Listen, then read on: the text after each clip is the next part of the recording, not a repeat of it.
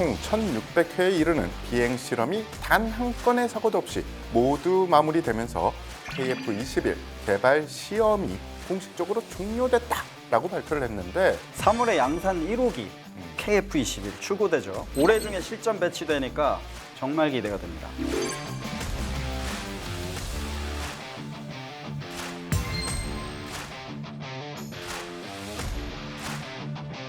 근데 이 미티어는 램제트 추진 기술의 하나인 덕티드 로켓을 장착해서 같은 속도로 쭉 갈 수 있게 만드는 기술이 바로 덕티드 램제트 엔진 때문입니다. 이것 때문에 사거리도 200km 이상에 갈 수가 있고요.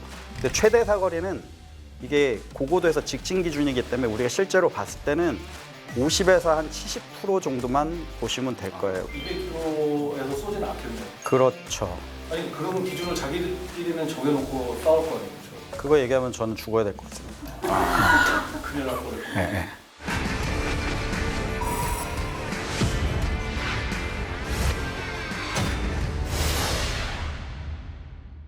전 세계 방산 판도를 뒤흔들고 있는 K방산, 그리고 우리 군이 선택한 세 개의 무기들까지 대한민국 군 전력의 현재와 미래를 낱낱이 파헤쳐보는 시간, 리얼 K!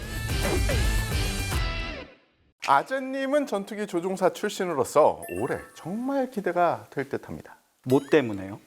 알면서. 네, 3월에 양산 1호기 KF-21 출고되죠. 올해 중에 실전 배치되니까 정말 기대가 됩니다. 맞습니다. 그래서 오늘은 KF-21에 대한 이야기를 할 건데 무장에 대해서 좀 집중적으로 알아보려고 합니다. 내용이 좀 길어질 것 같은데 우리 빠르게 본론으로 들어가 보시죠. 근데 바빠도 할 말은 해야지. 앞으로 대한민국 하늘은 KF-21이 지킨다면 KFM 플러스는 저희 리얼웨폰 K가 지키겠습니다. 구독, 좋아요, 알림 설정으로 힘을 실어주십시오. 방위사업청은 KF-21이 42개월 동안 총 1,600여 차례 비행 시험을 한 건의 사고 없이 완료했다고 밝혔습니다. 공대공 무장 발사 시험도 성공적으로 마쳤고 극한 자세 비행에서의 제어 능력 회복 등 고난도 시험으로 4.5세대급 전투기로서 실전 임무 수행 능력을 입증했습니다. 지난 2026년 1월 13일 총 1,600회에 이르는 비행 실험이 단 한 건의 사고도 없이 모두 마무리되면서 방위사업청은 KF-21 개발 시험이 공식적으로 종료됐다라고 발표를 했는데 아재님, 네. 보시기에는 비행 시험 특히 어떤 의미가 있었나요? 많은 의미가 있었죠. 근데 보면 우리 방송에도 많이 나왔는데 극한 자세 비행 상태에서 제어 능력 그리고 회복 이런 고난이도 기동 이런 시험이 성공한 게 첫 번째고요. 두 번째는 이제 기체적인 문제인데 저온, 결빙, 강우 등 우리 극한 환경의 시험이 통과된 거 이런 걸 크게 볼 수 있겠어요. 4.5세대급 전투기로서 실전 임무에 필요한 거의 모든 상황을 통과했다고 볼 수 있죠. 그래서 2024년 5월 8일 그리고 장거리 공대공 미사일 미티어 그리고 단거리 공대공 미사일 AIM-2000 실사격 성공한 것도 꼽을 수 있겠습니다. 오늘은 KF-21 블록 1, 2의 무장에 대해 자세히 이야기해 볼 건데요. 무장 하드 포인트가 주익 하단에 6개, 동체 하단에 4개로 총 10개소가 있고요. 동체 하단의 하드 포인트는 블록 1, 2는 반 매립 형태입니다. 방금 아재님이 말한 미티어와 AIM-2000이 KF-21의 대표적인 공대공 무장인데 어떤 무기인지 좀 자세히 알아보겠습니다. 미티어 장거리 공대공 미사일은 유럽 다국적 기업인 MBDA사에서 제작한 미사일로 KF-21 동체 하단, 하드 포인트에 4발이 탑재가 가능합니다. 현존하는 공대공 미사일 중 최고 성능으로 평가받는 미사일이고요. 2024년 5월 실시한 실사격 시험에서 KF-21은 국산 A사 레이더로 87km 밖에 있는 무인 표적기를 추적을 하고 미티어 미사일을 발사해 표적 1m 이내에 정밀하게 슉 스쳐 지나가게 했습니다. 여기서 잠깐 왜 안 맞추고 스쳐 지나갔냐고 할 수도 있겠는데 스쳐 지나간 다음에 나중에 기폭은 다른 게 하겠지만 일단 거기까지 가는 실험만 했기 때문에 오해는 안 해주셨으면 좋겠습니다. 못 맞힌 게 아니라 네. 스쳐 지나가게 의도적으로 한 겁니다. 이게 공대공 미사일이 맞아도 터지지만 사실 미사일이 아니라 전봇대를 뭐 야구공 뭐 이런 걸 갖다 맞춰도 비행기는 터질 수밖에 없어요. 전차가 아니잖아요. 그죠. 근데 스쳐 지나가면서 거기서 파편이 터지면서 무력화시키는 거기 때문에 여기 왜 안 맞았어라고 혹시나 생각하시는 분이 있을까봐 짚고 넘어갑니다. 예, 국산 A사 레이더와 5세대 공대공 미사일 체계 통합을 입증했다는 점이 향후 KF-21 수출에도 긍정적인 요인이 될 것이라고 기대되고 있습니다. 주요 재원은 길이가 3.6m, 직경이 17.8cm, 중량이 185kg입니다. 최대 속도 마 4 이상, 그리고 사거리가 200km 이상입니다. 여기서 주목해야 될 게 마 4 이상 그리고 사거리가 200km 이상 이거를 잘 보셔야 돼요. 사거리 200km 이상일 수 있는 거는 바로 엔진, 추진 방식 때문이고요. 보통의 미사일은 초반에만 빨라요. 부스터 방식. 부스터죠. 초반에 막 달려가는 부스터 방식을 쓰는데 근데 나중에 우리 100m 달리면 결승전에 거의 오다 보면 막 아유 힘들어 막 이러잖아요. 그쵸. 그래서 미사일도 똑같습니다. 후반에 급격히 느려져요. 근데 이 미티어는 램제트 추진 기술의 하나인 덕티드 로켓을 장착해서 비행 내내 고속을 유지할 수 있습니다. 이걸 어떻게 얘기하면 서스테인 능력이라고 하거든요. 우리 장거리 마라톤 선수들은 빨리 갔다 늦게 갔다 안 하잖아요. 그죠, 그죠. 같은 속도로 쭉 갈 수 있게 만드는 기술이 바로 덕티드 램제트 엔진 때문입니다. 그래서 종말 단계에도 높은 기동성, 속도가 있으니까. 이것 때문에 사거리도 200km 이상에 갈 수가 있고요. 속도가 있으니까 적의 항공기가 피하고 싶어도 못 피하는 존이 넓어집니다. 이걸 우리가 No Escape Zone이라고 하거든요. 이게 암남의 약 3배에 달한다고 합니다. 빠져나갈 수 없는 존이 No Escape. 노 이스케이프 존. 암남의 3배. 네. 덕티드 램제트. 가제트는 알겠는데 램제트 뭡니까? 덕티드 램제트는 두 가지 용어가 있는데 일단 스로틀러블 덕티드 로켓 또는 솔리드 퓨얼 덕티드 램제트라고 용어가 있는데 구조적 특징으로는 고체 연료를 사용하고요. 공기 흡입구가 있어요. 원래 미사일들이 흡입구가 별로 없거든요. 그래서 연료량을 조절을 가능합니다. 그래서 비행 중에 외부 공기를 빨아들여서 압축한 뒤에 여기에 연료를 섞어서 연소시켜서 가스를 통해서 뒤로 내뿜는 항공기 엔진 같은 거죠. 그래서 최신 미사일들 보면 약간 그 경주용 자동차의 본네트 위의 모양과 흡사한 모양이. That's correct. 덕트입니다. 덕트가 있는 거죠. 그래서 쉽게 말해서 덕트를 통해서 공기와 연료를 섞어서 계속 태우면서 날아가니까 서스테인이 된다는 거죠. 그 고체 엔진에 덕티드가 없는 미사일들은 초반에 다 태워요. 빨리 가. 예. 그리고 나중에 이런 게 생기는 거죠. 이해되셨죠, 그죠? 일반 고체 로켓과 비교를 했을 때 일반 로켓의 미사일 내부에 산화제가 탑재되어 있는데 이 덕티드 램제트는 외부 공기를 사용하죠. 그리고 두 번째, 한 번에 연소를 해서 아까 올 부스터 한 번에 나간다 그랬는데 이것은 지속적으로 조절이 가능합니다. 그 초반에 속도가 빨랐다 그랬죠. 근데 이 미사일은 전 구간 속도를 유지할 수 있는 기능이 되죠. 그래서 이 방식의 가장 큰 장점은 공기만 안정적으로 덕트로 흡입이 되면 연료가 소진될 때까지 초기 단계와 비슷한 추력을 지속적으로 유지할 수 있고 또 흡입되는 공기량에 따라 공기를 많이 넣어서 빼면 출력이 조절이 가능해서 비행 효율도 높이고 사거리도 크게 늘어날 수 있는 장점이 있습니다. 여기서 예를 들면 일반 미사일은 100m 전력 질주 막 한 다음에 탈진한 선수를 보시면 되고요. 예. 이제 나오는 덕티드 엔진을 쓴 미티어 미사일은 마라톤 후에도 계속 달리는 100만 1번, 100만 2번 뭐 그런 느낌으로 보시면 될 것 같아요.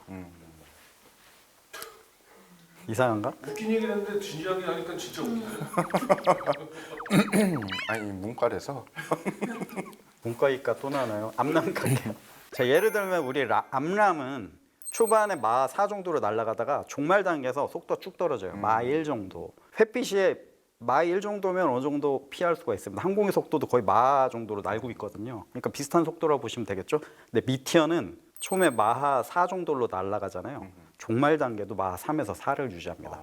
근데 여기서 비밀이 하나 있어요. 미사일이 마하 3에서 4로 가잖아요. 그럼 항공기는 속도가 없나요? 있죠. 문과라며요. 예. 마하 4인데 내 항공기가 마하 1이야. 예. 그럼 초기 발사하면 속도가 얼마일까요? 문과는 뭐라고 대답할까요, 여러분들? 저희는 그냥 플러스입니다. 맞아요. 예. 그래서 우리 운동 에너지는 항상 보존된다. 뉴턴의 에너지 보존의 법칙 있죠. 속도나 위치 에너지는 항상 똑같죠. 근데 나의 가지고 있는 속도 에너지를 항공기가 마하 1을 가지고 있어요. 미사일이 마하 4야. 미사일의 속도는 마하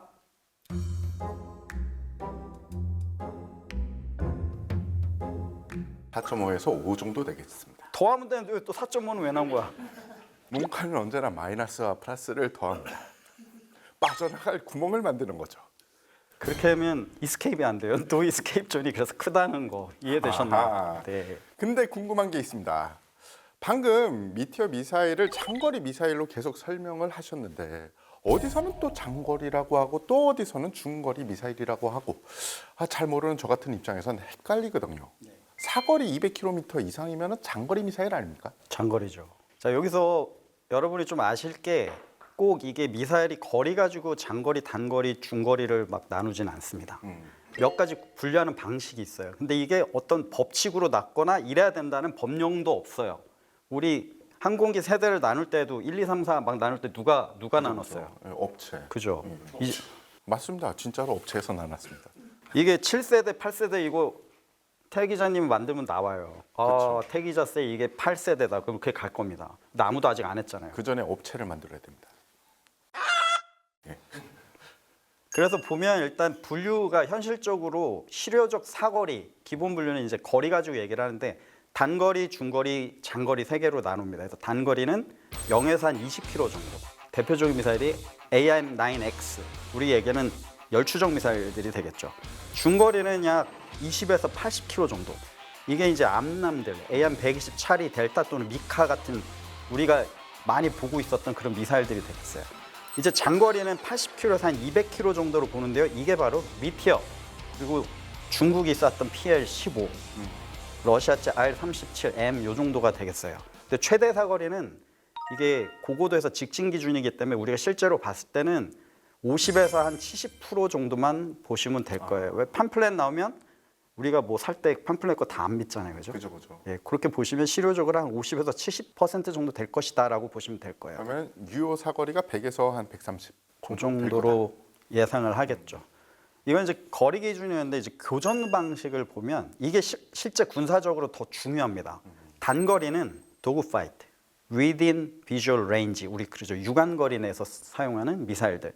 그래서 적외선 미사일들. 그리고 이거는 헬멧 마운티드 사이트랑 연동이 되죠. 그래서 고기동성의 적의 비행기, 적의 전투기를 격추할 수 있는 그런 능력을 가져야 된다. 중거리는 이제 우리가 소위 얘기하는 BVR, Beyond Visual Range, 시야 밖 전투. 이렇게 되려면 눈이 안 보이기 때문에 레이더로 유도가 돼야 되겠죠. 그래서 발사 후에 레이더로 쏘다가 레이더 말고 이제 미사일이 어느 순간 시커를 엽니다. 이런 두 가지 유도 방식을 쓰는 미사일들. 어떻게 보면 적에게 내가 먼저 쏘고 적을 빨리 맞춰야 된다. 그런 개념으로 지금 하고 있는 게 이제 중거리 미사일이고요. 이제 장거리는 조금 얘기가 달라져요. 대규모 선단 전투, 우리 해군 선단 전투를 할 텐데 공군도 일선 전력들이 한두 대가 만나지 않고 대규모 공중전을 할 때는 수십 대가 같이 들어올 거예요. 여기서 먼저 와장창 장거리를 쏴서 맞추는 거죠. 그리고 들어오는 거를 어떻게 하느냐 이런 개념으로 가고 있는 게 장거리 미사일이에요. 그러니까 전투 시작 전에 타겟팅 너 쏴. 거기서 봅니다. 얘네 중에 몇 대가 떨어졌구나. 그럼 나중에 들어오는 거 사라지잖아요. 다시 교전할 수 있는. 그러니까 초반에 먼저 던져놓는 거죠. 그렇기 때문에 레이더도 필요한데 타겟팅을 같이 해야 되잖아요. 데이터 링크가 있어요. 필수는 데이터 링크. 그리고 레이더 시커도 중요하죠. 왜냐하면 장거리 써야 되니까. 미사일의 에너지. 아까 200km 나가려면 덕티드 엔진 같은 거 써야 된다 그랬죠. 그런 세 가지들이 다 모인 게 이제 장거리라고 볼 수 있어요.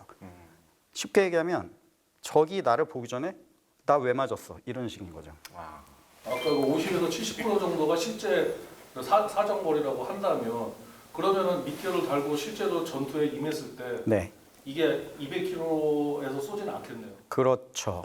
아니 그런 기준을 자기들끼리는 정해놓고 싸울 거 아니에요, 그렇죠? 그거 얘기하면 저는 죽어야 될 것 같습니다. 큰일 날 뻔했죠. 비밀인데 어느 정도 레인지에서 쏠 수 있는 그게 교범상 다 있어요. 그래서 맥시멈 사거리를 다 보시면 안 되고요. 맥시멈 사거리는 전술적으로 First Launch Opportunity라고 내가 맥시멈 언제 쏠 수 있다. 이거 미사일에 되게 중요합니다. 먼저 던져놓는 게 중요하니까요. 던져놓으면 저쪽은 방어적으로 가야 돼요. 그래서 미사일의 사거리가 장거리, 중거리에서 되게 중요합니다. 그렇지만 확실히 킬을 시키겠다. 200에서 안 쏘죠. 왜냐면 센서들이 확실하게 적을 잡고 미사일이 언제까지 잡겠다. 그 레인지들이 있어요. 그래서 옵티멈 레인지에서 사격을 합니다. 그거에 대한 거리는 비밀이죠. 그런 게 업체들이 안 얘기하겠죠. 그래서 팸플렛은 맥시멈 사거리만 주니까 여기서는 50에서 70 정도 보겠다. 교전 거리는 이렇게 보시면 비슷할 겁니다. 그럼 실제 전투를 들어가기 전에는 다 그걸 시험을 다 해놓겠죠, 당연히. 당연하죠. 그래서 매뉴얼을 만들겠죠. 그래서 교범이 있고 전투할 때는 어떻게 하고 정면에서는 레인지가 얼마나 나오고 측면에서는 어떻게 나오고 고고도에서는 더 멀어지고 왜냐하면 더 멀리 가니까요. 저고도로 떨어지고 이런 게 있어요. 그래서 그걸 조종사에 보고서 또 시연되는 걸 보고서 이제 전술의 단계로 들어가는 거죠. 이제 무기 가지고만 얘기하면 거리 가지고 다 얘기하시는데 이제 전술이 들어가면 얘기가 좀 달라집니다. 그래서 장거리이긴 한데 옵티멈 레인지라는 게 있다는 건 꼭 알고 가셨으면 좋겠습니다. 말씀을 들으니까 이제 좀 몇 가지 이해가 되는 게 2020년 이후에 100대가 넘는 대규모 편대군끼리 공중전을 붙으면 꼭 공중 통제기들이 동원이 되더라고요. 네, 이것도 뭐 장거리, 중거리, 근거리 다 이 전술적으로 운영을 해야 돼서 그렇죠. 기체 각자의 레이더 성능도 중요하지만 더 광범위하고 더 정교한 레이더로 전투 지휘를 해줄 수 있는 그런 기체가 필요할 수밖에 없고. 그렇죠. AWACS가 레이더 레인지가 길잖아요. 그래서 전투기가 볼 수 있는 것보다 더 멀리에서 보고 있기 때문에 이미 전투기들에게 임무를 분담시키죠. 저쪽에서는 왼쪽 축선의 전투기들은 니네가 맡아라. 그리고 정보를 계속 줍니다. 그러니까 언제까지 들어올 때까지 정보를 주고 정보를 받다가 이제 음성으로 주거나 또는 데이터 링크로 줘요. 그러면 이쪽 전투기 임무기들이 내 레이더 나타나기 전까지는 계속 듣고 가죠. 어디 있겠다. 레이더 딱 나타나. 그럼 내가 요격을 인수하겠습니다. 할 때까지 AWACS가 도와주는 겁니다. 이해되셨죠? 예. 그러면 장거리 미사일 그때 날리는 거죠. 또는 미리 장거리 미사일을 날려서 AWACS가 보고 있게 할 수도 있죠. 그죠. 그런 데이터 링크 기술들이 이전 인도, 파키스탄 얘기가 그 얘기가 나오는 거예요. 이게 장거리 미사일들. PL-15가 그렇게 운용됐을 것이다 라는 얘기가 나오잖아요. 그죠. 유도 방식을 또 볼 수가 있어요. 아까 보면 단거리 이제 거의 적외선, 도그파이트니까. 근데 중거리나 장거리는 레이더가 꼭 있어야 되고요. 장거리는 거기 아까 데이터 링크가 꼭 있어야 된다. 자, 여기에서 실전적인 의미를 주자면 이거를 또 미사일만 따로 달고 가지는 않아요. 복합적으로 운영을 해야겠죠. 어떤 거는 장거리, 어떤 거는 중거리, 너는 중거리 달고 가. 그렇게 안 하고 하나의 플랫폼에 다 달거든요. 그래서 보통 기본 무장은 단거리 미사일 2발, 그리고 중거리 미사일 2발에서 4발. 근데 이제 장거리 미사일이 나오기 시작했잖아요. 추가적으로 단거리 2발, 중거리 2발, 장거리는 2발에서 4발. 그런 식으로 구성이 되죠. 그래서 장거리로 먼저 타격을 해서 돌파해서 나오는 거를 중거리로 요격, 나머지는 도그파이트로 해서 섬멸하는 그런 방식을 가지고 있어요. 다시 한번 말씀드리면 오해하면 안 되는 거. 사거리만 길면 장거리다. 종말 단계에서 속도, 기동성 중요하고 데이터 링크 필요하고 이런 요소들이 있어야 된다는 걸 꼭 이해를 하셔야 될 것 같습니다. 자, 단거리 공대공 미사일은 그럼 어떻습니까? KF-21이 AIM-2000 단거리 공대공 미사일을 따로 장착한 채 진행됐습니다.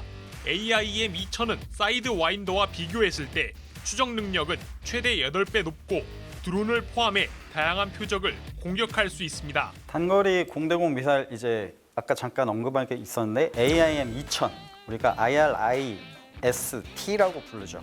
인프라레드 이미징 시스템 적외선 영상 유도 방식을 쓰고 있고 T 테일 스러스트 벡터 컨트롤 있다고 해서 IRS-T 이렇게 갑니다. 꼬리 날개를 움직여서 그리고 추력 편향 스키딩이 된다고 해요.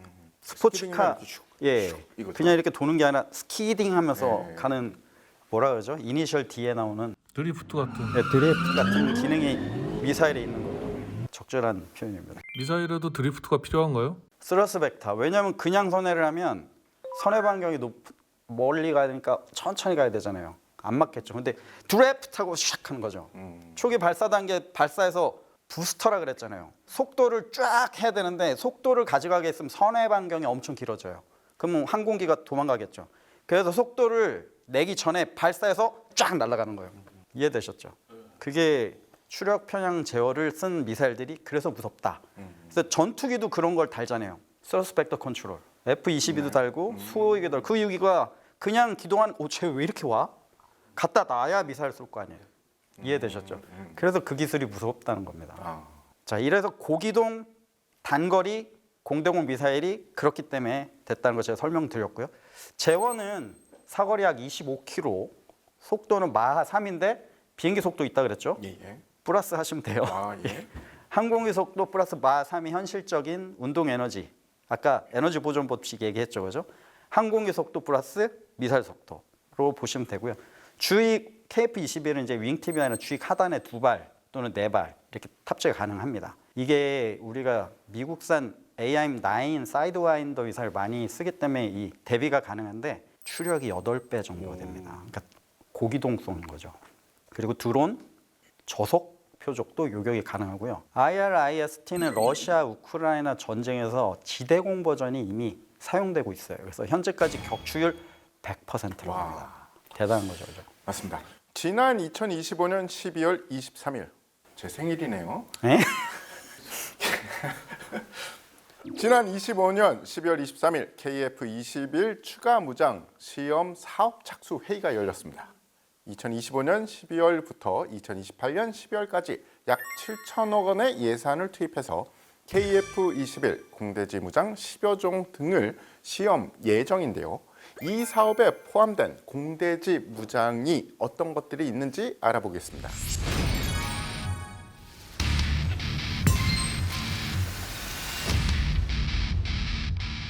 500파운드 마크 82와 2000파운드의 마크 84가 있습니다. 레이저 유도 폭탄으로는 500파운드짜리 GBU 12가 있고요. GBU 39 SDB라는 게 있어요. 미 국무부는 지난 12월 5일 한국의 GBU 39 SDB 624발과 관련 장비의 한국 수출안을 승인했다고 밝혔습니다. 카이와 엔비디아가 KF-21의 스피어 통합을 위한 양해각서를 체결했다고 하죠. 100km 이상의 장거리 공격에 활용할 수 있고 더 높은 마하 5로 가려면 스크램제트 엔진이 필요한데 이 듀얼 모드를 쓴다는 거잖아요. 스크램제트 엔진 기술은 대한민국이 이미 세계 4번째로 확보한 기술이라고 합니다. 이 램제트 엔진, 스크램제트 엔진으로 올라가는 거를 이해를 하셔야 될 것 같습니다. 문과도 이해할 수 있습니다. 네, 다행입니다. 아재님은 전투기 조종사 출신으로서 올해 정말 기대가 될 듯합니다. 뭐 때문에요? 알면서 뭐. 네. 3월에 양산 1호기 KF-21 출고되죠. 올해 중에 실전 배치되니까 정말 기대가 됩니다. 맞습니다. 그래서 오늘은 KF-21에 대한 이야기를 할 건데 무장에 대해서 좀 집중적으로 알아보려고 합니다. 내용이 좀 길어질 것 같은데 우리 빠르게 본론으로 들어가 보시죠. 근데 바빠도 할 말은 해야지. 앞으로 대한민국 하늘은 KF-21이 지킨다면 KFM 플러스는 저희 리얼 웨폰 K가 지키겠습니다. 구독, 좋아요, 알림 설정으로 힘을 실어주십시오. 지난 25년 12월 23일 KF-21 추가 무장 시험 사업 착수 회의가 열렸습니다.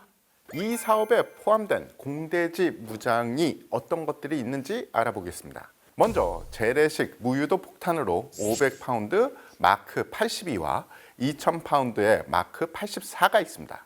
가장 기본적인 폭탄으로 무장 분리 및 투하 안전성을 검증하는 데 사용을 합니다. 합동 정밀 직격탄 제2담으로는 500파운드 GBU 38과 2000파운드 GBU 31이 있습니다. 미국 보잉사에서 만든 건데 일명 멍텅구리 폭탄의 위성항법 장치 GPS와 관성항법 장치 INS가 결합된 유도 킷을 장착한 대표적인 스마트 폭탄 키트입니다. 아까 NK82, NK84 얘기했죠. 거기다 키트를 장착한 거. 그렇죠. 네, 멍텅구리 폭탄에 똑똑한 키트를 장착을 해서 똑똑한 스마트 폭탄이 된 거죠. 사거리는 투하 고도와 속도에 따라 최대 28km 정도의 활공이 가능합니다. 기상 조건에 영향을 받지 않고요. 입력된 좌표를 스스로 찾아가는 능력을 갖추고 있습니다. 500파운드급 마크 82 기반의 GBU 38은 연성 표적 정밀 타격에, 그러니까 아주 강화되어 있는 표적이 아닌 표적에 사용을 하고 2000파운드급 마크 84 기반의 GBU 31은 강화 콘크리트 시설 등 벙커를 파괴하는 데 주로 사용이 됩니다. 네. 레이저 유도 폭탄으로는 500파운드짜리 GBU 12가 있고요. 레이저 유도 합동 정밀 직격탄. 그러니까 아까 J담에다 레이저를 합친 거죠. 그래서 우리가 LJ담이라고 부르는데 500파운드짜리 GBU 54 그리고 2000파운드짜리 GBU 56 등이 있습니다. 기존 J담에 레이저 시커를 결합한 하이브리드 유도 무기인데 이게 보시면 J담은 그냥 던지잖아요. 예, 예. 근데 정밀 안 할 수도 있어요. 왜냐면 GPS가 에러가 날 수도 있고 또는 GPS를 교란을 하면 그렇죠. 이게 오차가 있을 수 있잖아요. 그때 레이저를 보면서 타겟팅 파드를 가지고 정확하게 다시 유도할 수 있는 두 가지 기능, 그래서 하이브리드라고 얘기를 하는 거죠. 그리고 유명한 탑건 매버릭에서 미해군의 F-18 전투기가 적의 핵시설을 타격할 때 이 무장을 씁니다. 그래서 이 무기는 먼저 GPS 항법을 통해 어느 정도 목표 지점까지 갑니다. 근데 마지막에 레이저로 조사를 해서 더 정밀하게 타격을 하죠. 그때 영화 봤잖아요. 그럼요. 예. 영화 우리 했잖아요. 그쵸? 그쵸, 그쵸. 8시간. 예. 그때 기억나요? 들어가는데 밥이 얘기해요. 데드 아이, 데드 아이. 거기 번역이 나 눈 멀었어 해가지고 이게 그쵸, 무슨 그쵸. 소리인가. 예. 그게 데드 아이가 그 뜻이 아니라 내 레이저 타겟팅 파드로 봐야 되는데 이게 타겟팅 파드가 막 돌아요. 그렇죠, 그렇죠. 나는 지금 표적을 예. 조사를 못해 이 얘기인데 거기 초반 번역에 나 눈 멀었어 해서 우리 한번 웃은 적 있었죠. 맞아요, 맞아요. 그게 바로 레이저 유도 무장에서 타겟팅 파드가 없으면 안 된다는 얘기예요. 근데 영화에서는 그냥 거기서 프리폴 멍텅구리고 떨어뜨렸는데 그게 불사이로 들어가죠. 그죠, 그죠. 이거 모르시고 그냥 지나가신 분도 있을 거예요. 레이저 무장인데 그냥 쏴서 불사이 들어가서 터지는 장면. 모르고 보셨던 분들 다시 보시면 그거였구나. 근데 그런 에피소드가 있었습니다. 근데 또 다른 무장으로 이제 소형, 좀 더 작은 거죠. GBU-39 SDB라는 게 있어요. 자, 그런데 미 국무부는 지난 12월 5일 한국의 GBU-39 SDB 624발과 관련 장비의 한국 수출안을 승인했다고 밝혔습니다. 예, GBU-39 SDB는 약 113kg급의 항공 투하형 소형 정밀 유도 폭탄인데 크기가 작아서 한 번에 여러 발을 탑재할 수 있고 다중 표적에 동시 타격이 가능하죠. 탄두가 작아서 우리 컬레트럴 데미지라고 하죠. 부수적 피해 효과가 있는 그런 하면 안 되는 표적에다 쓸 수 있어요. 그래서 핵심 표적만 외과 수술식으로 제거한다는 데 쓰는 폭탄입니다. 특히 투하 후에 날개를 펴고 활공하는 방식을 통해서 100km 이상의 사거리를 확보합니다. 이는 적의 방공망 사거리 밖에서 안전하게 공격할 수 있는 스탠드오프 능력을 제공하는 거죠. 근데 소구경 폭탄의 통합은 향후 KF-21에서도 스텔스 성능 강화를 위해 시도되는 포석이라고 볼 수 있어요. 250파운드급의 작은 크기에도 관통력은 2000파운드급이 나올 수 있거든요. 그래서 BRU-61A와 같은 다중장착 렉, 우리가 폭탄을 장착할 때 뭐 마우 뭐 이런 게 있는데 그거 말고 여러 발을 장착할 수 있는 렉이라는 게 있어요. 그런 거를 사용해서 많이 싣고 가서 한 번에 싹 쏟아붓고 올 수 있는 거죠. 크기가 작은데 2000파운드급이면 벙커도 부실 수 있다. 어느 정도 연성 벙커는 가능하다고 봅니다. 자, KF-21 블록 2에는 국산 공대지 무장도 장착이 된다고 합니다. 먼저 국산 GPS 유도 폭탄 KGGB가 장착이 되고요. 미국의 제이담과 비슷하지만 글라이더 날개 덕분에 최대 사거리가 무려 100km 이상입니다. 비행 도중에도 목표물 변경이 가능하대요. 재원은 중량 316kg, 폭탄이 227kg이고 유도 키트가 89kg이에요. 투발 고도가 35,000피트. 킬로미터로 환산을 하면 10km 정도 되겠고요. 분과인데 그것까지 하십니까? 예, 도립 속도 마 0.8입니다. 원형 공산 오차가 10m 이하, 유도가 GPS 그리고 INS 방식입니다. 국내 기술로 개발 중인 차세대 장거리 공대지 유도탄 청룡이 또 장착될 수 있다고 해요. 한국형 타우루스라고 불리는 청룡은 2018년에 개발이 착수가 돼서 2028년까지 체계 개발 완료 목표로 지금 한참 진행 중입니다. 사거리가 500km 이상, 영상 기반 항법, 지형 참조 항법, 관성 항법 이렇게 3중 항법 장치를 씁니다. 그렇기 때문에 공산 오차 범위가 1에서 2m밖에 안 됩니다. 스텔스 기능까지 탑재를 해서 적의 대공 레이더 회피도 가능해요. 이중 관통 탄두를 적용해서 벙커버스터 역할 역시 가능합니다. 이상 10가지가 방위산업청 보도자료에 기재된 공대지 무장시험 목록인데 현재 추가 무장시험 사업에 들어가 있진 않지만 장착 가능성 있는 무장이 또 있다고 해요.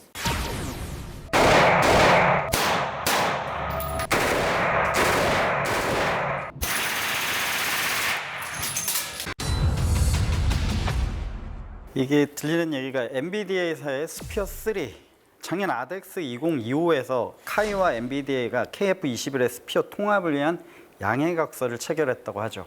크기는 지름 약 18cm 정도로 SDB보다 조금 큰데요. 크기는 작은데 파괴력이 더 뛰어나답니다. 그러니까 소형 터보제트 엔진을 탑재해서 100km 이상의 장거리 공격에 활용할 수 있고 다중 센서로 정확도도 높였습니다. 그리고 극초음속 순항 미사일, 우리 하이코 가능성도 있어요. 국방과학연구소가 주도 기관이고 카이스트가 기초 연구 및 설계 기술에 참여하고 있다고 합니다. 한화 에어로스페이스와 현대 로템이 스크램제트 엔진 및 핵심 기술 개발을 담당하고 있어요. 그리고 다남 시스템즈는 부품 개발에 참여하고 있습니다. 비행체의 제트 엔진이 마하 3 이상, 아까 얘기 잠깐 했었죠. 마하 3 이상으로 비행하기 위해서는 램제트 엔진이 필요하고요. 더 높은 마하 5로 가려면 스크램제트 엔진이 필요한데 하이코는 램제트와 스크램제트 엔진을 결합한 복합 제트 엔진 기술을 적용했습니다. 램제트, 스크램제트 엔진은 둘 다 공기 흡입식으로 초고속 추진 기관인데 연소 방식이 조금 달라요. 램제트는 연소실에서 공기를 암속으로 감속해서 연소를 하고 스크램제트는 연소실에서도 초음속 상태로 연소를 한다. 하나는 더 빠르고 하나는 조금 덜 빠르고. 네, 그 얘기가 뭐냐면 램제트 엔진은 초반에 우리가 마하 속도로 날라도 램제트 덕트로 들어간 공기를 연소시키려면 속도를 낮춰야 돼요. 효율성이 떨어지겠죠. 그래서 마하 3 이상 못 날아가는 거죠. 근데 스크램제트는 그 속도를 그대로 가지고 연소를 시키잖아요. 그러니까 항공기가 항력이나 다른 필요가 없어 그 속도로 가면서 더 추진을 할 수 있는 거죠. 그 두 가지 기술이 좀 다릅니다. 탑건에서 보면 마하 10으로 돌파하는 대기권을 나는 초반에. 네. 거기 쓴 게 이제 스크램제트라고 보시면 됩니다. 그래서 보면 초반에 기본 엔진은 항공기 엔진으로 돌려서 마하로 올라가죠. 마하 3까지는 램제트 엔진이 쓰이고 이제 마하 5 이상으로 가야 된다. 스크램제트 엔진을 쓴다고 보시면 됩니다. 이 복합 두 개 엔진을 다 쓰겠다. 그 얘기입니다. 지금. 이해되셨나요? 이해됐습니다. 네. 문과가 이해됐으면 뭐. 네, 그래서 중국의 5세대 그 전폭기, 폭격기라고 얘기를 해야 되나? 그것도 엔진이 두 가지는 탑재된 것 같다. 네, 보면. 그게 그런 이제 얘기가 나왔죠. 공학적으로 보면 속도를 더 내려면 지금의 터보팬 엔진으로는 안 된다. 그래서 램제트 엔진, 스크램제트 엔진으로 올라가는 거를 이해를 하셔야 될 것 같습니다. 문과도 이해할 수 있습니다. 네, 다행입니다. 인티그레이트 한다고 그러나요? 그럴 때마다 이게 설계를 조금씩 바꿔야 되는 거예요? 아니면 그냥 달기만 하면 되는 건 아닐 거예요? 이제 인티그레이션이라는 거 여러 가지 보겠지만 첫 번째 그 속도에서 무장 투하가 되는 걸 먼저 봐야겠죠.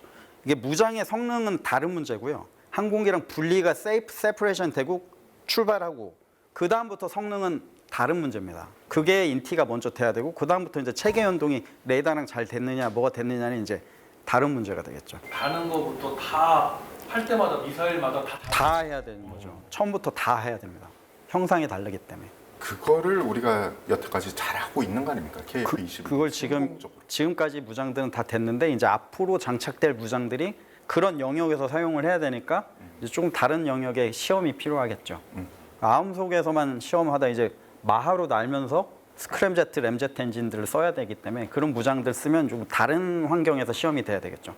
여태까지 가보지 않은 그런 영역의 시험이라고 보면 될 것 같습니다. 이게 그래서 지금 설명한 기본 구조를 보면 공기 속도로 압축을 해서 작동 속도는 마하 2.5에서 5 그리고 5에서 15까지 그런 속도 영역을 쓸 수 있고요. 램제트는 마하의 공기 속도로 압축, 연료를 연소해서 쓰는 방식인데 이제 대부분의 미사일들은 램제트를 엔진을 쓴 미사일들은 이제 미티어, 브라모 이런 미사일들을 하고 이미 실용화가 됐어요. 근데 이제 문제는 스크램제트 엔진은 극초음속 추진을 해야 되잖아요. 이론상 이게 그 속도에서는 무한한 항속이 가능해요. 왜냐하면 마하의 속도를 덕트에서 빨아서 엔진을 그냥 빼잖아요. 그렇죠. 엔진이라는 게 공기를 빨아내서 뒤로 배출하는 힘으로 가거든요. 예. 이미 마하 5의 속도로 가고 있어요. 그 속도를 계속 빼. 무한하게 갈 수 있다는 게 이론적인데 이게 아직 시험 단계가 있어서 어떻게 될지 좀 봐야 될 것 같아요. 왜냐하면 이제 문제가 뭐냐면 보통 항공기 엔진을 보시면 압축기가 있어요. 왜 압축을 하느냐? 공기를 압축해서 압축된 공기를 보내서 연소를 해서 그 공기의 속도를 가지고 엔진 추력을 내거든요. 모든 항공기 엔진이 그래요. 터보 팬, 터보 제트 다 압축을 해야 돼요. 램제트나 스크램제트는 압축기가 없어요.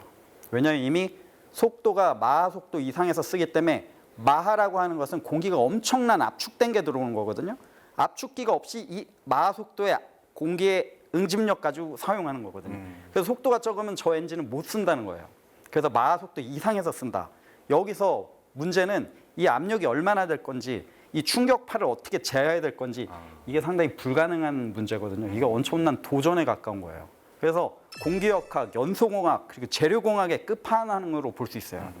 그래서 램제트가 그냥 보면 고속의 스포츠카라고 보시면 되는데, 스크램제트는 대기권 안에서 나는 우주선? 뭐 이렇게 비교를 하면 비슷하지 않을까. 램제트는 이미 많이 있기 때문에 현실적으로 가장 완성된 미사일이라고 보면 되는데, 이번에 우리가 기대하는 스크램제트는 극초음 시대를 여는 차세대 기술이라고 볼 수 있어요. 이거는 대단한 기술입니다. 램제트 저리 가라. 예. 이 듀얼 모드를 쓴다는 거잖아요. 스크램제트 엔진 기술은 대한민국이 이미 세계 4번째로 확보한 기술이라고 합니다. 이거 모르실까 봐 설명을 좀 길게 했습니다. 하이코어 시험 발사에서 목표가 최대 고도 20km, 마하 5 이상이었는데 결과는 최대 고도 23km, 최고 속도가 마하 6을 초과로 달성을 했다고 합니다. 그러니까 마하 5였는데 마하 1이 올라간 겁니다. 그렇죠. 예. 마하 1만 해도 어마어마한 건데. 참고로 마하 6의 속도는 서울에서 평양까지 약 2분 혹은 3분이면 가는 이 엄청난 속도죠. 또한 탄도미사일은 포물선 궤적으로 상승 후에 낙하하는 방식이라 궤도 예측이 쉽지만, 하이코어 같은 극초음속 미사일은 낮은 고도에서 일정한 속도로 수평 비행하며 좌우로 기동할 수 있기 때문에 궤도 예측이 힘들어서 요격하기가 매우 어렵습니다. 현재 지대지, 함대지 미사일 형태로 개발 중이지만 향후 소형화 및 경량화를 통해서 전투기에 탑재할 예정이라고 합니다. 개발 완료는 2028년 정도에 완료한다고 하는데 제가 보기엔 대한민국 해낼 것 같고요. 2030년대 초에 실전 배치가 목표로 지금 열심히 뛰어가고 있습니다.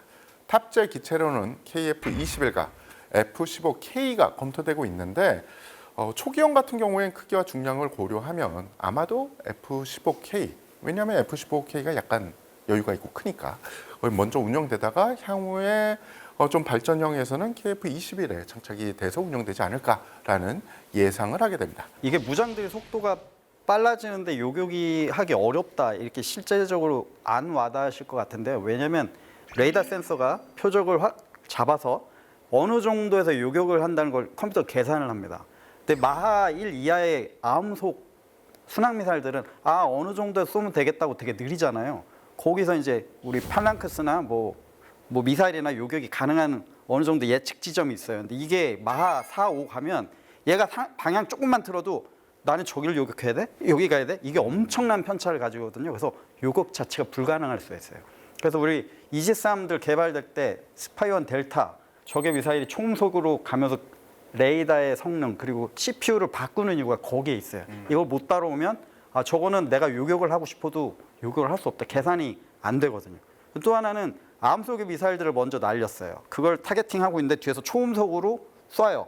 그러면 그걸 오버슈트해서 미사일들이 날라오잖아요. 이때 또 컴퓨터들이 한번 또 세츄레이션, 나는 뭘 타겟팅해야 되냐. 그렇죠. 이런 문제가 생겨요. 상당히 요격하기 쉽지 않은, 기술적으로 쉽지 않습니다. 자, 그리고 앞으로 KF-21에 달기 위해 개발 예정인 공대공 무장들도 많다고 들었습니다. 그렇다. 그러하다. 네, 2025년 10월 24일 LIG 넥스원은 국방과학연구소와 KF-21 전투기에 탑재될 단거리 공대공 유도탄 2 체계 개발 사업 계약을 체결했는데, LIG 넥스원 사명이 바뀐다면서요? LIG DNA로 바뀐답니다. DNA는 그거 아닌가요? DNA? DNA. DNA 뭔데? 우리 사건 사고 현장에서 많이 볼 수 있는 거예요. DNA. 네, 이 무기는 근거리 공중전 상황에서 적 전투기를 신속하게 격추하고 동시에 아군 전투기의 생존성을 높이기 위한 목적으로 개발되는데요. 그 성능 목표가 독일의 IRIS-T급과 동일하다고 합니다. 또는 그 이상 수준이라고 합니다. 개발 일정은 오는 2032년까지 체계 통합과 유도탄 통합을 포함해서 적외선 영상 탐색기, 유도 조종 장치, 관성 항법 장치, 구동 장치, 표적 탐지 장치 등 유도탄을 구성하는 핵심 구성품 전반을 국산화하는 개발 사업으로 진행될 예정이라고 합니다. 국산 장거리 공대공 유도탄 사업도 있습니다. 미티어를 대체할 미사일로 2026년부터 2033년까지 개발 예정인데, 능동 위상배열 A사 레이더를 탑재해서 미티어보다 탐색 능력이 더 좋을 것으로 기대하고 있습니다. 지금 이 로드맵을 들어보니까 그냥 KF-21에 장착하기 위해서 미사일을 개발하는 게 아니라 미사일을 아예 개발해서 해외에다가 판매를 하기 위한 그런 포석이 많아 보이는데요. 그렇죠. KF-21의 무장까지 같이 패키지로 가지 않으면 아마 한계가 좀 있을 거다. 왜냐면 우리 FA-50도 무장 가지고 문제가 좀 있었잖아요. 우리 무장이냐 누구 무장이냐 수출할 때 문제가 많아서 우리가 왜 이게 딜레이 됐느냐 옛날에 우리 많이 얘기를 했었잖아요. 근데 우리가 아니라 미국에서 안 줬다, 이스라엘에서 인티가 안 되다 이런 문제가 있잖아요. 그런 문제를 이번에 확실하게 없애기 위한 포석으로 저는 보고 있습니다. 중거리, 장거리 미사일을 팔려면 그리고 운용을 하려면 좋은 레이더가 있어야 되고 그 레이더랑 잘 궁합이 맞는 무기 체계면은 또 같이 팔 수 있잖아요. 네. A사 레이더도 우리가 만들고 무장도 우리가 만들고 이게 어느 정도 플랫폼은 됐으니 이제 무장 쪽으로 가는 거 있고요. 또 하나 이거는 사업적인 문제를 지나서 지금 이미 중국과 미국은 장거리 레이더 미사일 경쟁을 하고 있어요. 그 사이에서 우리는 아직 중거리 미사일을 쓰고 있는데 이제 우리가 장거리 미사일의 시장에 끼어들게 된 거죠. 그 플랫폼은 KF-21을 만들게 되면서 같이 나오는 효과가 아닌가 그렇게 생각을 합니다. 베스트 팔로우네요. 네. 이제 단거리와 장거리 공대공 미사일을 모두 국산화하게 되면 KF-21은 기체부터 레이더 그리고 무장까지 완전히 자립한 국산 전투기 체제를 갖추게 되는데요. 여기에 천령 미사일하고 극초음속 미사일까지 통합되면 KF-21은 단순한 차세대 전투기가 아니라 세계 최상위권 전투기 반열에 그것도 4.5세대인데요. 올라서게 되지 않을까 기대를 한번 해봅니다. 그리고 국산 무기를 장착을 하면 무기 체계에 따른 수출 제약도 좀 덜 받게 되는 거죠. 그렇죠. KF-21 플러스 국산 미사일 패키지라는 강력한 조합으로 글로벌 방산 시장에서 압도적인 경쟁력을 확보할 수 있게 될 거라고 생각을 합니다. 그렇죠. 아재님은 네. 우리가 지금까지 이야기한 이 무장 체계 이거 말고 이런 무장도 있었으면 좋겠다 이런 게 있으신가요? 저는 지금 KF-21이 어떻게 보면은 전 세계 후발주자잖아요. 예. 그렇지만 4.5세대지만 좋은 기술, 최신 기술을 업그레이드해서 4.5세대에서는 어떻게 보면 신기술이 들어가고 있잖아요. 큰 구도로 보면 우리가 다른 나라를 지금 쫓아가고 있다고 봅니다.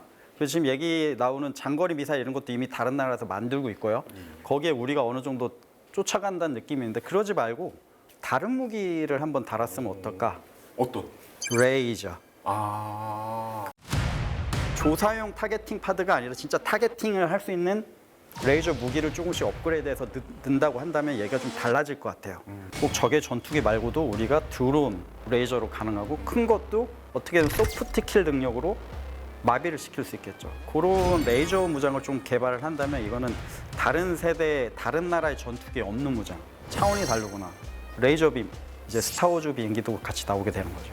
그리고 미국의 군사 매체 중에 하나인 1945에서는 KF-21을 통해 비약적인 발전을 이루고 있고 미국의 F-35, F-16과 경쟁을 할 수 있는 강력한 수출 후보로 부상을 했다. 그야말로 세계가 주목하는 K 무기가 된 거죠.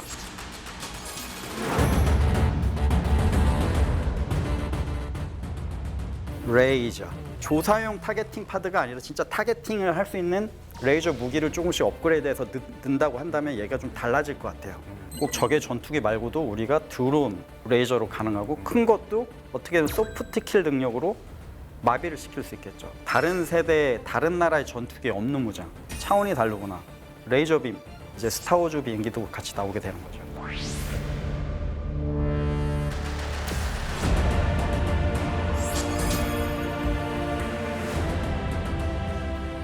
KF-21을 통해 비약적인 발전을 이루고 있고 미국의 F-35, F-16과 경쟁을 할 수 있는 강력한 수출 후보로 부상을 했다. 그야말로 세계가 주목하는 K 무기가 된 거죠. KF-21N 버전이 나온다면 EX 버전까지 가는 입장에서 N 버전은 더 획기적인 게 나올 거라고 봅니다. 3월에 양산 1호기 KF-21 출고되죠. 올해 중에 실전 배치되니까 정말 기대가 됩니다. 맞습니다. 내용이 좀 길어질 것 같은데 우리 빠르게 본론으로 들어가 보시죠. 근데 바빠도 할 말은 해야지. 앞으로 대한민국 하늘은 KF-21이 지킨다면 KFM 플러스는 저희 리얼 웨폰 K가 지키겠습니다. 구독, 좋아요, 알림 설정으로 힘을 실어주십시오. 아재님은 네. 우리가 지금까지 이야기한 이 무장체계 이거 말고 요런 무장도 있었으면 좋겠다 이런 게 있으신가요? KF-21이 어떻게 보면은 전 세계 후발주자잖아요. 예. 그렇지만 4.5세대지만 좋은 기술, 최신 기술을 업그레이드해서 4.5세대에서는 어떻게 보면 신기술이 들어가고 있잖아요. 큰 구도로 보면 우리가 다른 나라를 지금 쫓아가고 있다고 봅니다. 그래서 지금 얘기 나오는 장거리 미사일 이런 것도 이미 다른 나라에서 만들고 있고요. 거기에 우리가 어느 정도 쫓아간다는 느낌이 있는데 그러지 말고 다른 무기를 한번 달았으면 어떨까? 어떤? 레이저. 우리가 예전에 보잉 747에 에어본 레이저를 달아서 막 시험 막 하고 있었는데 그때 당시에는 기술이 딸려서 전력이 딸리니까 큰 항공모함 같은 우주 전함 같은데 레이저 쏘는 그런 느낌으로 지금 했는데 지금 기술이 많이 발전했잖아요. 그래서 레이저 기술들을 KF-21의 무장에 달면 괜찮지 않을까 그런 생각을 한번 해봅니다. 일단은 우리가 타겟팅 파드가 없었는데 타겟팅 파드도 같이 만들고 있잖아요. 타겟팅 파드에 레이저 조사 능력이 있어요. 근데 여기에 출력을 좀 더 한다면 피해를 좀 더 줄 수도 있겠죠. 그래서 조사용 타겟팅 파드가 아니라 진짜 타겟팅을 할 수 있는 레이저 무기를 조금씩 업그레이드해서 넣는다고 한다면 얘가 좀 달라질 것 같아요. 어떻게 보면 전투기는 전차가 아니기 때문에 되게 약합니다.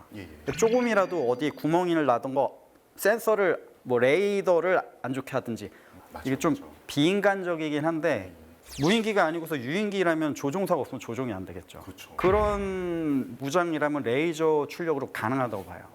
그리고 폭탄이나 이런 거 살짝 했을 때 기폭을 낼 수도 있고요. 그 정도 출력이면 가능하겠다. 그러면 꼭 적의 전투기 말고도 우리가 드론, 자그마한 표적들도 레이저로 가능하고 큰 것도 어떻게든 소프트 킬 능력으로 마비를 시킬 수 있겠죠. 그런 레이저 무장을 좀 개발을 한다면 이거는 다른 세대, 다른 나라의 전투기에 없는 무장. 차원이 다르구나. 레이저빔, 이제 스타워즈 비행기도 같이 나오게 되는 거죠. 이게 말씀하신 그 내용이 사실은 제가 이 녹화하는 시점에서 바로 전날 미국에서 열리는 샷쇼라는 굉장히 큰 세계 최대의 총기 및 전술 물품 박람회를 갔다 왔는데 거기 가보니까 병사들의 눈을 혹은 뭐 조종사들의 눈을 레이저로부터 방어할 수 있는 고글이 여러 가지가 나왔습니다. 이미 실험이 되고 있습니다. 그러니까 KF-21이 운영하는 무인기에 레이저 무기를 달면 참 멋있겠습니다. 그렇죠. 그래서 타겟팅 파드로 해서 나중에 우리가 블록 3 갈 때는 내장형으로 갈 거 아니에요. 그때 같이 탑재가 가능할 수 있게 하고 아니면 블록 3에서는 일단 타겟팅 파드만 하되 나중에 레이저 기술 발전되면 그걸 다시 넣게 되면 얘기가 좀 달라지겠죠. 일단 중요한 게 엔진이 쌍발이에요. 전력 생산이 된다고 봅니다. 다른 전투기들은 엔진 하나짜리는 하이드롤릭만 봐도 약 2,800에서 3,200 PSI 정도 나오는데 쟤는 이미 3,400이 나와요. 그러니까 파워가 세다는 거거든요. 그러면 전력 생산도 대단할 수 있다. 근데 이게 만약에 무장이 전력이 더 필요하다. 그럼 전력 부분을 좀 더 바꿔서 항공기가 좀 달라질 수도 있어요. 필요에 따라 KF-21도 변형이 가능하다는 거죠. 나중에 또 진짜 레이저만 사용할 수도 있겠죠. 근데 어떻게 보면 기총 있고 레이저 있고 공대공 미사일, 장거리 미사일 다 가지고 있으면 이게 미사일들이 없을 때 레이저가 다른 용도로 사용될 수 있어요. 중간 갭을 메꿀 수 있잖아요. 그리고 레이저는 4발, 3발이 아니에요. 전기가 있으면 계속 쏠 수 있잖아요. 무한한 구장을 탄창 999가 계속 있다고 보시면 돼요. 그래서 아이언돔의 다음 버전으로 레이저 많이 쓰려고 하잖아요. 왜 우리는 안 될까요? 아이언빔. 네, 우리는 할 수 있다. 한번 해보면 안 될까 그런 생각을 해봅니다. 근데 이제 레이저가 만약에 장착이 된다고 하면 다른 무장을 할 페이로드를 줄일 수 있겠죠. 그래서 더 스텔스에 맞게 내부 장착에 뭐 2,000파운드를 더 쓰고 나머지 공대공 미사일 안 쓰고 레이저만 장착해도 가능하지 않을까 상상을 한번 해봤습니다. KF-21에 대한 해외 반응도 상당히 뜨거운데요.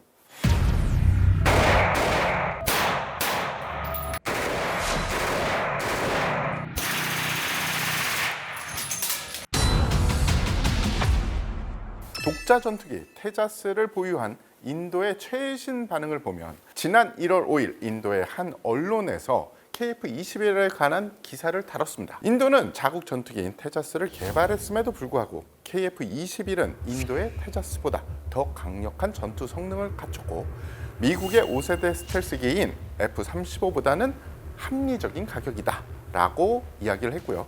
글로벌 방산 시장에서 가성비를 앞세운 강력한 대안이 될 것이다라고 그들은 내다봤습니다. 일단 테자스에 대한 평가는 한마디로 국가의 자존심과 전략적 성과는 있었다. 성능에서는 명확한 한계가 있다는 평가가 있습니다.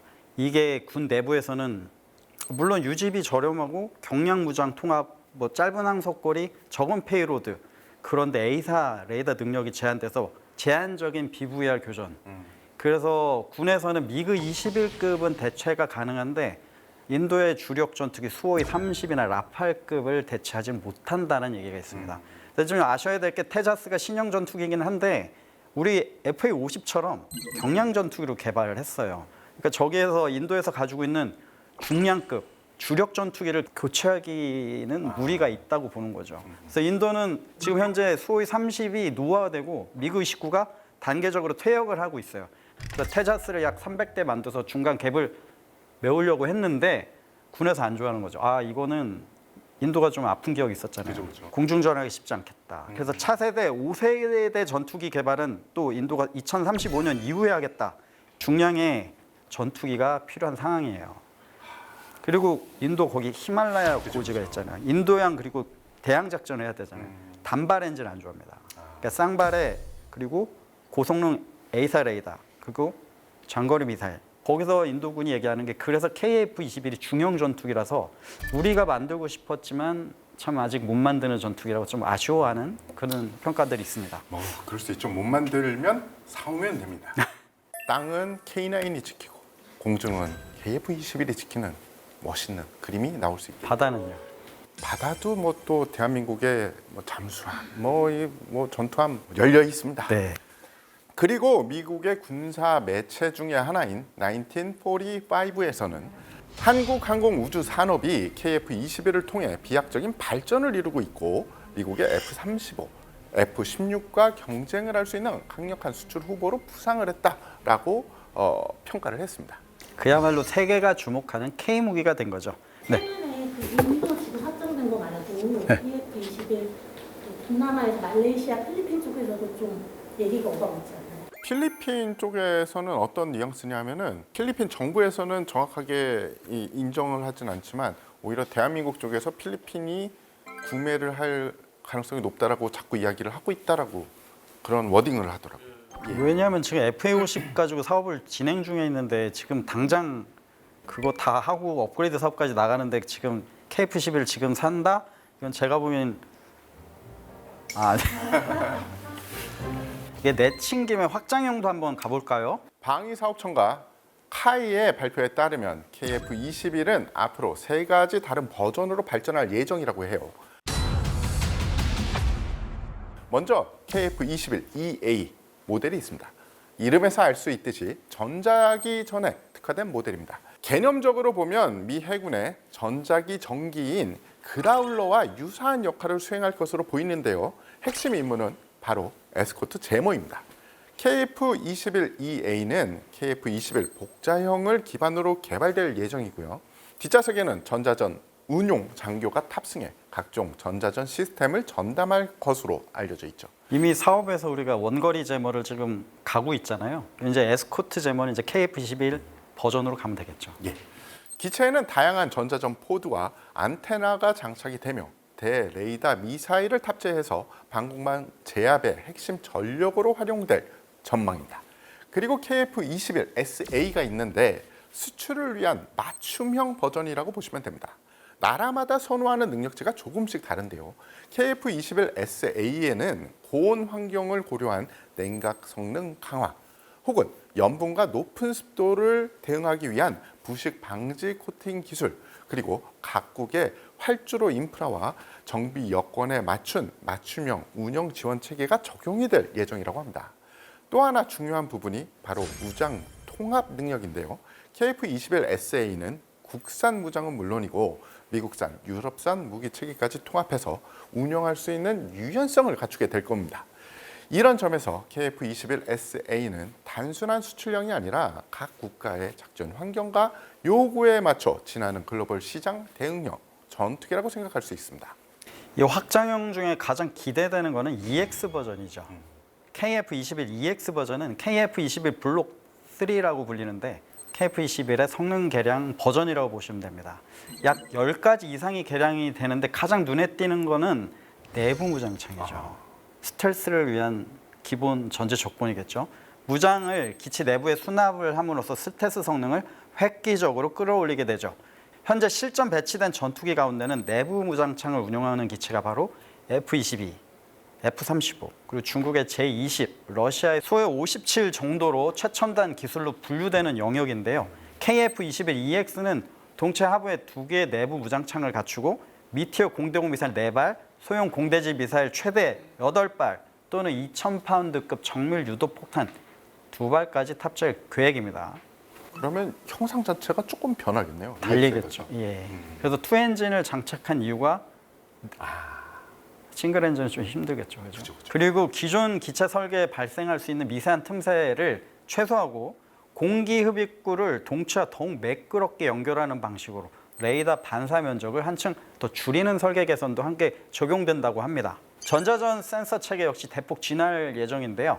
기존의 외부 장착 방식이던 모든 것들, IRST, 적외선 탐지 추적 장치, 그리고 EOTGP는 전자광학 표적 추적 장비인데요. F-35처럼 기체에 매립된 전자광학 표적 획득 시스템으로 통합될 예정입니다. 또한 A사 레이더는 탐지 기능을 넘어서 전자수신 전자공격, 즉 ESEA 기능이 추가됩니다. 또한 항공경 전자전파드의 핵심 기술인 DRFM 칩을 활용해서 투발형 기만기를 다수에 살포할 수도 있죠. 이거 획기적인 기술입니다. KF-21EX에는 6세대 전투기 요소도 일부 반영이 된다고 하는데요. 6세대요? 예. 6세대 전투기의 핵심 요소가 인공지능과 유무인 복합 체계 운용인데 KF-21EX는 미션 컴퓨터에 어떤 무기를 쓸지 골라주는 인공지능이 들어간다고 한다. 즉 AI 기술이 들어가는 거죠. 물어보면 돼요? 시리아 이거 해줘, 무장 탁탁 해주나요? 그렇겠죠. 예, 뭐 시리는 아니겠죠. 그리고 유무인 복합체계 멈티를 적용을 해서 KF-21과 다수의 무인 편대기를 운영하는 기술도 적용될 전망입니다. 아까 얘기하신 레이저 축축. 그 멈티 하나는 레이저, 멈티 하나는 뭐 공대공 미사일, 뭐 하나는 뭐 이런 식으로 사용되지 않을까. 스타워즈 우리가 이룰 수가 있겠네요. 그래서 편대를 본기 있고 멈티 3개를 가다가 레이저와 착착 레이저 오는 거죠. 그렇죠. 미사일 받고 착착. 공격 작전에서도 선택지가 넓어지는데 KF-21이 내부 무장창에 공대지 정밀 유도 폭탄을 탑재하고 무인 편대기가 장거리 공대공 미사일을 운영할 경우 하나의 작전에서 중장거리 공대공과 공대지 임무를 동시에 수행할 수 있는 그런 그림도 펼쳐질 수 있습니다. 카이는 EX 버전을 2039년 완성을 목표로 하고 있습니다. 이제 10몇 년뿐이 안 남았어요. 2022년 9월에 카이가 KF-21 해군형인 KF-21N 모형을 공개하면서 함재기 버전도 개발된다는 기대도 있었지 않습니까? 왜 이렇게 웃으십니까? 왜 자꾸 저를 기억나시죠? 2025년 항공모함 개발 계획을 공식적으로 중단을 하면서 KF-21 함재기 개발 가능성도 없어졌다는 말이 많은데요. 아재님은 KF-21N 함재기 버전 개발 가능성 어떻다고 보시나요? 중요한 시기인 것 같습니다. 말에 달고 말해 죽는다. 대한민국의 해군력 증강을 이렇게 보면 지금 이제 러시아가 미국에 대항하듯이 비대칭 식으로 올라간 게 아니라 지금 정상적인 함대 전력을 구상하고 그렇게 올라가고 있거든요. 그리고 현재 최신 이지스 체계들이 지금 전력 증강이 되고 있고 노후화된 초계함 전력도 지금 교체되고 있잖아요. 이렇게 보면 함대 방공 능력도 많이 강화가 됐어요. 그죠? 우리가 프로그램에서 많이 얘기했는데 이제 이 해군의 능력이 계함 방어, 각기의 배에 대한 방어 능력을 넘어서 이제 함대 방공 또는 외곽 방공까지 해야 되는데 그렇게 되려면 항공 전력은 필수라고 봅니다. 왜냐하면 미사일 가지고는 할 수 없는 게 있거든요. 주변국의 그리고 수상한 움직임과 대한민국의 국방력 향상을 위해서도 항모 도입은 언젠가 필요한 시기가 올 것이라고 봅니다. 예전에는 그 시기가 아니었다고 저는 얘기를 한 거고요. 지금은 이제 호위함들이 구축함들이 구축이 돼 있다. 그렇죠. 시대가 바뀌었죠. 예. 그래서 이제 할만하겠다고 얘기를 하는 겁니다. 이거 오해를 하시지 말아달라는 게. 왜냐하면 항모를 보호할 전력도 없이 항모가 들어올 때 그때가 22년이었거든요. 그러니까 항모가 들어온다는 얘기가 나왔을 예. 때가 딱 그때였죠. 예, 옆에 호위함들도 없고 그죠. 구축함들도 없는데 이거부터 들어오느냐 그때 그걸 제가 얘기한 거고 이제는 착착 진행되고 있잖아요. 그죠. 이제 어느 정도 들어와도 항모가 위험하지 않겠구나. 음. 그리고 KF-21N이 들어오면 그때 당시에 해군에서 F-35B를 가지고 전략 폭격을 한다는 얘기를 듣고 그때 제가 딴지를 걸었습니다. 2,000파운드도 못 따는 F-35B를 가지고 전략 폭격을 한다고요. 이건 좀 다른 얘기입니다. 하고 차라리 KF-21N 버전이 나오면 내부 무장 창유 보고 2,000파운드를 가지고 벙커버스터 이러면 전략 타격이 가능하다는 얘기를 그때 한 거거든요. 그래서 왜 급하게 일본처럼 F-35 같은 걸 가져오지 말고 다른 무장이나 다른 전력으로 갑시다라고 얘기를 했는데 그때는 좀 오해를 하신 것 같고요. 지금은 이제 시기가 어느 정도 해군 전력이 정상적으로 함대가 올라가기 때문에 이제 시기가 오지 않을까라고 저는 생각합니다. 그때 됐을 때 KF-21N 버전이 나온다면 이미 익스텐디드 버전까지 EX 버전까지 가는 입장에서 N 버전은 더 획기적인 게 나올 거라고 봅니다. 그러면 아재님이 생각하시는 로드맵은 2039년에 EX 버전이 나오고 그 이후에 M 버전이 나오면서 EX 버전의 많은 부분을 M 버전이 계승할 것이다. 이렇게 추측을 하시나요?